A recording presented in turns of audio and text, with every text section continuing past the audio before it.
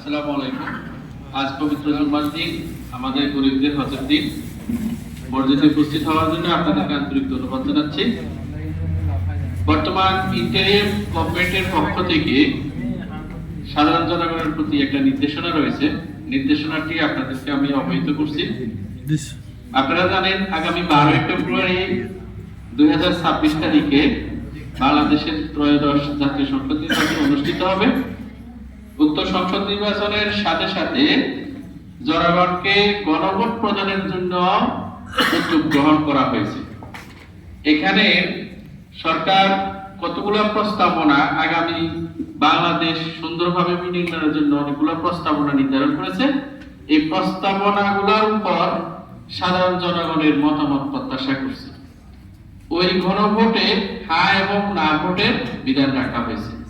আপনারা আপনাদের মতামত প্রকাশ করবেন। সেখানে হ্যাঁ ভোটও দিতে পারেন, আবার আপনি যদি মনে করেন যে না ভোট দিবেন তাও দিতে পারেন। আপনারা যখন ভোট দিতে যাবেন তখন আগে আপনাদেরকে একটি ব্যালট দেওয়া হতো, এখন কিন্তু আপনাদেরকে দুইটি ব্যালট প্রদান করা হবে।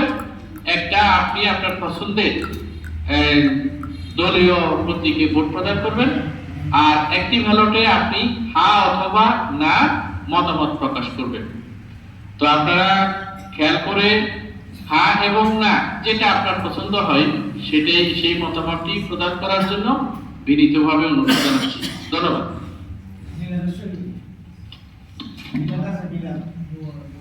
আজকে মিলাদ আছে, নামাজের পর মিলাদে উঠো।